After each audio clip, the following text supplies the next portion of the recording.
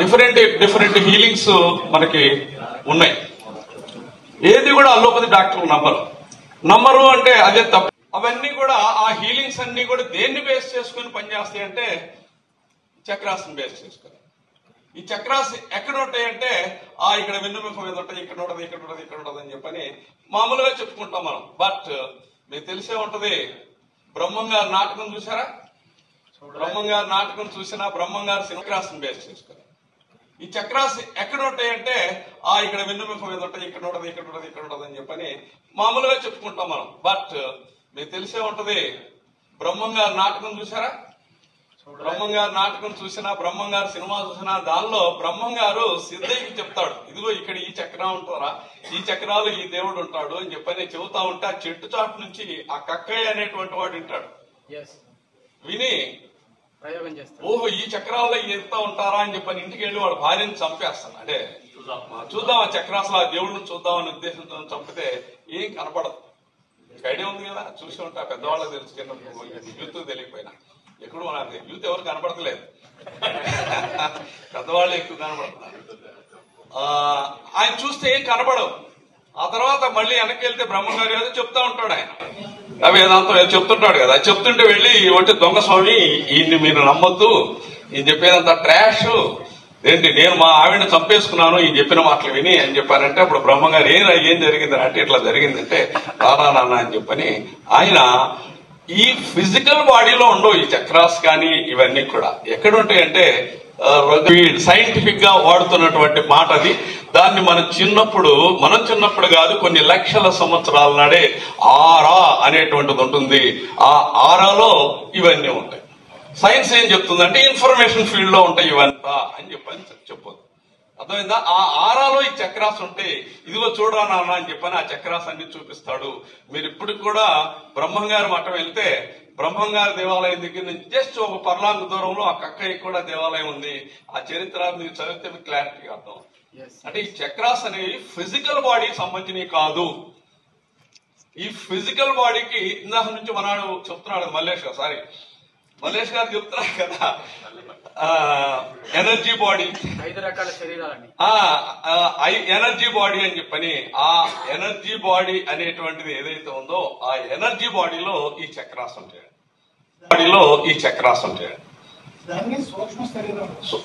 దాన్ని వచ్చే చిన్న తేడా ఉంది. Physical body, subtle body, causal body అని చెప్పి అనుకుంటాం కదా. వాటిల్లో ఎనర్జీ బాడీ అనబడేటువంటి ఆరా ఏదైతే ఉందో దానిలో ఈ చక్రాస్ ఉంటాయి. క్లారిటీ గుర్తుపెట్టుకోండి. సూక్ష్మ శరీరం వచ్చేసరికి ఎమోషనల్ అండ్ మెంటల్ బాడీస్ అని మనం ఏవైతే చెప్తామో దట్ ఈస్ కాల్డ్ సూక్ష్మ శరీరము లేక సటిల్ బాడీ. గుర్తుపెట్టుకోండి. ఈ సటిల్ బాడీ అనబడేటువంటిది ఏదైతే ఉందో మనం గాఢ నిద్రపోయిన ప్రతిసారి బయటికి వెళుతుంది. ఇవి ఎక్కడా సైన్స్ లో నీకు ఎక్కడా కనపడదండి, పుస్తకాల్లో కనపడదు, ఎక్కడా కనపడదు. బట్ మార్కస్ హిమాలయాల్లో కూర్చొని 1992లో హిమాలయాస్ వచ్చాడండి ఆయన. Our Healy founder Marcus Schmieke. ఈ హీలీ అనేటువంటి దాన్ని తయారు చేసినటువంటి వ్యక్తి 92లో హిమాలయాలకు వచ్చి హరిద్వార్ లో కూర్చొని 2007 వరకు 14-15 సంవత్సరాలు రీసెర్చ్ చేసి ఈ హీలింగ్ బయటికి తీసుకొచ్చాడు సార్. కేవలం సైన్స్ తో కాదు సార్, స్పిరిచువాలిటీతో, ఆధ్యాత్మిక స్పిరిచువాలిటీతో తీసుకొచ్చాడు. అందువలన ఈ చక్రాస్ కూడా ఆయన సైన్స్ గా బయటికి తీసుకొచ్చి మనకు అందివ్వగలిగాడు. సూపర్. రియల్ ఆషామాషి కాదు సార్. హీలీ అనేటువంటిది ఏదో డివైస్ ఇది అని చెప్పని అనుకుంటే కాదు. నాకు మొట్టమొదటి సార్ వాళ్ళు పరిచయం చేసినప్పుడు మల్లేష్ గారు రవి గారితో మాట్లాడినప్పుడు వాళ్ళ డివర్స్ అట్లా పనిచేస్తుంది, ఇట్లా పనిచేస్తుంది, ఆ సెల్స్ ఈ సెల్స్ అని చాలా చెప్పాను. అంటే మన దేహానికి 114 చక్రాలు ఉంటాయి. అందులో 112 చక్రాలు ఈ బాడీలో ఉంటాయి, 2 చక్రాలు out of the body. Total గా 114 చక్రాలు ఉంటాయి. ఈ 114 చక్రాలే టోటల్ గా ఈ బాడీ మొత్తాన్ని నడుపుతాయి. ఆ చక్రాలు ఏవి కూడా ఫిజికల్ బాడీలో కనిపించవు, మన ఆరాస్ లోనే ఉంటాయి. ఆ 114 చక్రాల్లో ప్రధానమైనటువంటి మేజర్ చక్రాస్ అని చెప్పొచ్చు ఈ 7. ఈ 7 అధీనంలోనే డిఫరెంట్ చక్రాస్ ఇవన్నీ పనిచేస్తా ఉంటే ఓ రకంగా చెప్పాలంటే ఈ ఏడు ఖండాల్లాగా అనుకుంటే, మళ్ళీ డిఫరెంట్ చక్రాస్ ఒక్కొక్క దేశంగా అనుకుంటే ఆ దేశాలు వీళ్ళు పరిపాలిస్తూ ఉంటారు. ఆ దేశాల వాళ్ళందరికి కావాల్సినటువంటి ఎనర్జీని ఇవ్వడం కానీ, దేశాలంటే పోలికి బాగాలేదేమో, రాష్ట్రాలు అనుకునొచ్చు. రాష్ట్రాలు దేశానికి వీళ్ళది ఒక దేశం, వాళ్ళది 7 దేశాలు అనుకుంటే ఆ 7 దేశాల కింద డిఫరెంట్ చక్రాస్. ఈ పరిధి ఇది చాలా డెప్త్ సబ్జెక్ట్ సార్. చక్రాస్ అనేది చాలా డెప్త్ సబ్జెక్టు. ఒక్కొక్క చక్రాకి ఇప్పుడు సహస్రారం అంటే ఏంటి, దాని పరిధి ఏంటి, ఆజ్ఞా చక్రం అంటే ఏంటి, దాని పరిధి ఏంటి, అది తెలిసినప్పుడు హీలింగ్ చాలా ఈజీగా వాడుకోగలుగుతారు. ఓ సమస్య వస్తే ఆ సమస్య ఉన్న ఏరియా ఏది, దాని మేజర్ చక్ర ఏది, ఆ చక్రాన్ని సరి చేసుకుంటే ఆటోమేటిక్ గా ఈ సమస్యకు కావాల్సినటువంటి ఆ సొల్యూషన్, ఆ ఎనర్జీని ఆ చక్ర ఇవ్వగలుగుతుంది సార్. ఇట్లా ఈ చక్రాస్ గురించి మహా అద్భుతమైనటువంటిది. దీని గురించి మీరు ముందు మన క్లాసులో ఆన్లైన్ లో క్లాస్ పెట్టుకున్నప్పుడు దీన్ని డీటెయిల్డ్ గా చెప్పుకుందాం. ఇప్పుడు ఎవ్రీ గురువారం ట్రైనింగ్స్ ఉంటాయి. ఇలాంటి ట్రైనింగ్స్ సమయం మించిపోద్ది కాబట్టి దీన్ని చేద్దాం.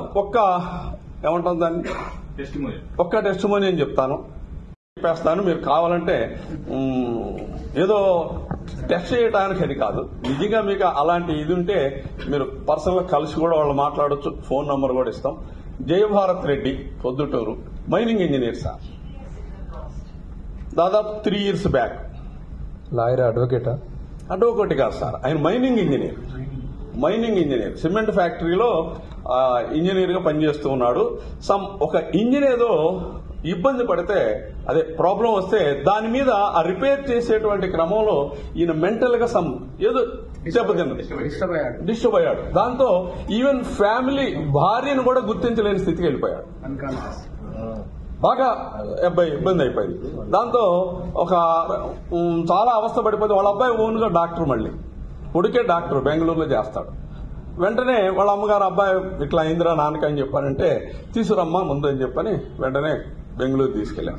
ఆయన డాక్టర్ కదా కాబట్టి సహజంగా డాక్టర్స్ తో పరిచయాలు ఉంటాయి కదా, డాక్టర్లు తీసుకెళ్లి 2-3 డాక్టర్లు చూపించారు. ఆ తర్వాత చెన్నై డాక్టర్లు చూపించారు. అందరూ చూసిన తర్వాత ఒక 1 రోజులు ఆ టెస్టులు, ఈ టెస్టులు, ఆ మందులు, ఈ మందులు, అంటే ఎలా అయిందంటే కనీసం భార్యనే గుర్తించలేని స్థితి అంటే దారుణం కదా. ఆ పరిస్థితి అందరూ కలిసి ఇండ్ల రామసుబ్బారెడ్డి గారని విజయవాడలో ఫేమస్ డాక్టర్ ఉన్నారు, మీకు ఐడియా ఉండి ఉంటుంది. ఆయన దగ్గర ఇన్పేషెంట్ గా చేర్చండి, ఆయన దగ్గర చేర్చండి. రామసుబ్బారెడ్డి గారి దగ్గర హాస్పిటల్లో చేర్చమని చెప్పని వాళ్ళు సలహా ఇస్తే ఈయన ఓకే అని చెప్పి వాళ్ళు తీసుకొచ్చారు, చేర్చారు. 21 రోజులు గడిచినాయి. 5% కూడా మాత్రం 5% కూడా రిజల్ట్ కనపడలేదు. 21 days గడిచినాయి. ఆ తర్వాత టెగ్గీ గారని ఇక్కడే ఉంటారండి, బీదరు ఆ ఏరియా కర్ణాటక వ్యక్తి. టెగ్గీ గారని తార్నాకలో ఉంటారు. ఆయన ఇతను సీనియర్ గా చేశాడు ఇంతకు ముందు. ఇప్పుడు పెద్దవాడయ్యాడు, రిటైర్ అయిపోయాడు. ఆయనకు అప్పుడు తెలిసింది 21వ రోజున ఇట్లా జయభారత్ రెడ్డి ఇబ్బంది పడుతున్నాడు అని. వెంటనే ఆయన ఫోన్ చేసి వాళ్ళకి ఏంటి అంటే ఇట్లా సమస్య అంటే పిచ్చోడాల ముందు ఇమీడియట్ గా హాస్పిటల్ నుంచి డిశ్చార్జ్ అవ్వండి, పక్కనే గుంటూరులో మాస్టర్ గారు ఉన్నారు, వెళ్ళండి, ఇది చాలా చిన్న విషయం ఆయన దగ్గర, మీరు వెళ్ళండి అంటే ఆయన హీలర్ గా ఆయన నా దగ్గర చికిత్స పొందినవాడు. ఈ హీల్ అది అంత ఐడియా లేదు. సరే మాస్టర్ గారి దగ్గరికి వెళ్ళిపోండి, ఇమీడియట్ గా మీరు డిశ్చార్జ్ అవ్వండి అంటే ఆయన మీద ఉన్న గౌరవం నేనెవరో వాళ్ళకి తెలియదు, కానీ ఆయన మీద ఆయన చెప్పాడంటే పర్ఫెక్ట్ అనేటువంటి ఇది చొప్పున ఇమీడియట్ గా డిశ్చార్జ్ అయ్యి సోమవారం పొద్దున్న నా దగ్గరికి వచ్చారు. వస్తే హీల్ ఎదురుగా ఉంది. వచ్చి కూర్చున్నాక ఆయన ఏం చెప్పే పరిస్థితుల్లో లేడు, అంటున్నాడు. ఆవిడ చెప్పింది అంతా విన్నా ఇదేం కాదమ్మా, ఏం 40 రోజుల్లో 30 to 40 days లో మొత్తం క్లియర్ అయితే హ్యాపీగా వెళ్ళిపోతాడు, ఇబ్బంది అయ్యలేదు, మీరు అసలు ఇంటికి వెళ్ళిపోవచ్చు అని చెప్పాను. 10,000 అవుతుంది, నెలకి 10,000 అవుతుంది. ఇంకో 10 రోజులు గడిచిందనుకో, 10 రోజులకి దానిలో కట్ చేసి ఇస్తామంటే కుదరదు. 10 రోజులకు కూడా 10,000 తీసుకుంటాం. నెలకి 10,000 చొప్పున ఎంత అయితే నెలలో తగ్గిపోతే ఓకే, తగ్గకపోతే ఇంకో 10,000 కట్టాల్సి వస్తుంది, అంతే, ఏం కాదు, మీకు మొత్తం అంతా అయిపోతే పోండి అని చెప్పా. వాళ్ళు లేదండి మేము ఇక్కడే ఉంటామండి అని చెప్పి. మన ఉద్దేశం ఏంది, మనం వాడిచ్చేది 10,000, మనం తీసుకునేది 10,000, కానీ ఆ హోటల్లో ఉంటే దానికి 2,000, వాళ్ళు పొద్దున మధ్యాహ్నం సాయంత్రం తినడానికి ఖర్చులు పాడుగా వేస్ట్ కదా, వేస్ట్ ఖర్చు ఎందుకనే ఉద్దేశం తప్ప మీరు వెళ్ళిపోండి అంటే లేదు మేము ఉంటామండి అన్న. సరే ఉండండి, చేసేది మీ ఇష్టం అని చెప్పని పొద్దున్నే వచ్చేవాళ్ళు. ఉదయం 10ంటికి ఓ ప్రోగ్రాం ఉన్నాయి కదా, చక్రాస్. ఇది ఇప్పుడు చక్రాసు ప్లస్ మేడం గారి ప్రోగ్రాం ఉంది కదా మెంటల్ సంబంధించి, అది పొద్దున్నే ఒక ప్రోగ్రాం పెట్టేవాడిని, సాయంత్రం ఒక ప్రోగ్రాం పెట్టేవాడిని. డిస్టెన్స్ హీలింగ్ ద్వారా మనం ప్రాసెస్ చేసాం. శుక్రవారం నాటికి, సోమవారం నుంచి శుక్రవారం జస్ట్ 5 days, 21 days చాలా ఫేమస్, ఇండియాలో టాప్ 10 డాక్టర్స్ లో ఒకడైనటువంటి డాక్టర్ హాస్పిటల్లో 21 days ఉంటే కనీసం 5% రిజల్ట్ లేదు. జస్ట్ హీలీ తోటి మనం 5 days చేస్తే 70% 70 to 80% క్లియర్ అవుతాం. 70 to 80%. మరుసటి రోజుకే నాతో మహేష్ గారు అంటూ మాట్లాడుతూ మొదలు పెట్టారు. 2వ రోజు 3వ రోజు అంతా 70 to 80% క్లియర్ అయిపోయింది. సాటర్డే మా మేనల్లుడి ఇంట్లో ఫంక్షన్ ఉంటే మొత్తం ఫ్యామిలీ అంతా మేమంతా వెళ్తున్నాం. వాళ్ళు ఉన్న ఆ ప్రోగ్రామ్స్ పెడతానికి ఎవరూ లేవు, కాబట్టి మీరు వెళ్ళిపోండి, మీరు ఉన్న ఉపయోగం లేదు అని చెప్పని శుక్రవారం చెబితే సరే వాళ్ళకి కూడా ధైర్యం వచ్చింది. ఇంక మహేష్ గారు చూశాం కదా అని చెప్పని ఇంటికి వెళ్ళిపోయారండి. విత్ ఇన్ 20 days లో కంప్లీట్ అయింది. 21వ రోజున ఆయన ఆఫీసులో మళ్ళీ జాయిన్ అయ్యారు. కేవలం హీలింగ్ అండి, చేయలేదు నేను. నా హీలింగ్స్ ప్రాసెస్ ఏమన్నా ఏమేం చేయలేదు, కేవలం హీలీ తోటే ఆయనకి అంత పెద్ద తీవ్రమైనటువంటి ప్రాబ్లం కూడా విత్ ఇన్ 20 days లో అది క్లియర్ అయిందంటే హీలీ అంటే ఏంటో మీరు అర్థం చేసుకోండి. ఇంకా మాకు వేరే నిదర్శనాలే అవసరం లేదు. అది అంత అద్భుతం. అది సైన్స్ అని మీరు అనుకుంటున్నారు. ఏదైతే సైన్స్ కి అందనటువంటిది ఉందో, ఆధ్యాత్మికత లేకపోతే స్పిరిచువల్ వరల్డ్ అంటున్నారు, ఎక్కడ సైన్స్ ఎండ్ అవుద్దో అక్కడి నుంచి ఆధ్యాత్మికత మొదలవుద్ది అని చెప్తారు. మీకు తెలిసే ఉంటుంది చాలా మంది.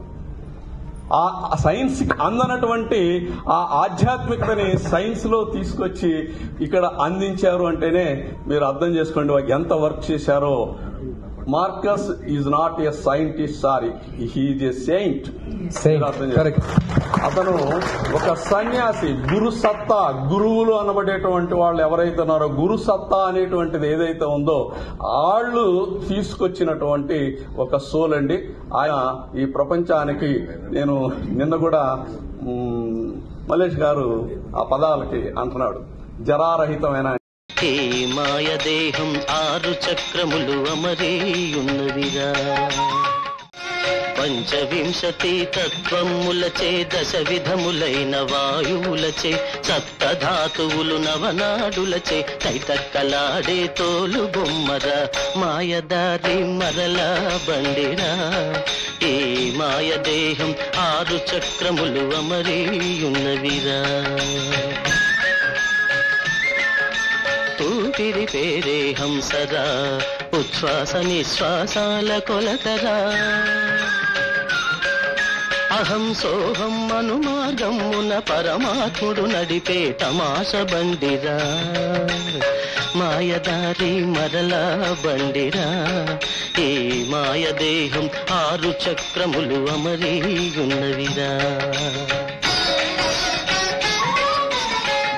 నిలయమై గుదస్థానమున 4 రేకుల ఎరుపు రంగుతో వెలుగుచుండును. ఒక ఘడియ 40 విఘడియలకు 600 హంస జపము జరుగును. అధినాయకుడు గణపతిరా, అదేరా మూలాధార చక్రము.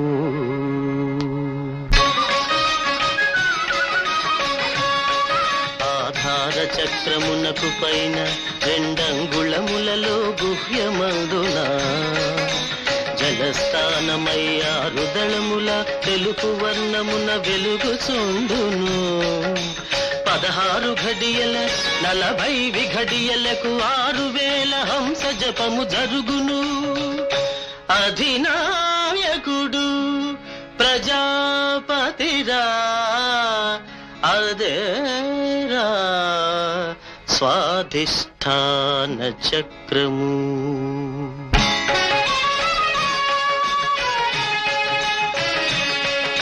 స్వాధిష్ఠాన చక్రముపై 3 అంగుళములలో నాభియందున అగ్ని నిలయమై 10 దళములతో నీలి రంగున వెలుగుచుండును. 16 ఘడియల 40 ఘడియలకు 6000 హంస జపము జరుగును. అధినాయకుడు లక్ష్మీపతిరా అదేరా మణిపూరక చక్రము.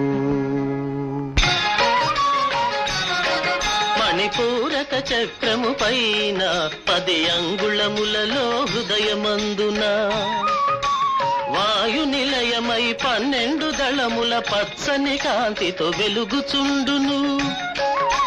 16 ఘడియల 40 ఘడియలకు 6000 హంస జపము జరుగును. అధినాయకుడు గౌరీపతిరా అదేరా అనాహత చక్రము. అనాహత చక్రము పైన 12 అంగుళములలో కంఠమందున గగన నిలయమై 16 దళముల జ్యోతి వర్ణమున వెలుగుచుండును. 2 ఘడియల 45 ఘడియలకు 1000 హంసల జపము జరుగును. అధినాయకుడు జీవుడురా అదేరా విశుద్ధ చక్రము.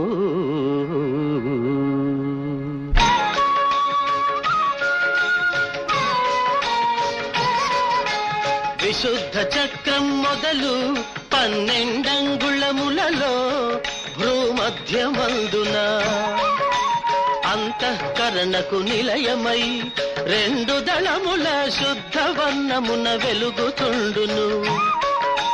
2 ఘడియల 40 ఘడియలకు 1000 హంసల జపము జరుగును.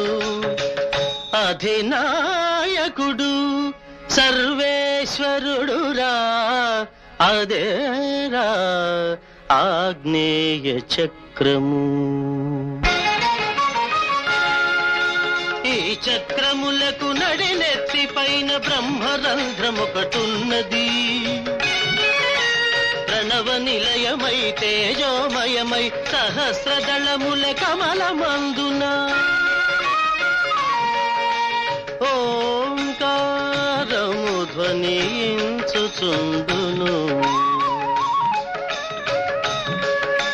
2 ఘడియల 6 ఘడియలకు 1000 హంసల జపము జరుగును. అధినాయకుడు గురుమూర్తిరా అదేరా సహస్రారము.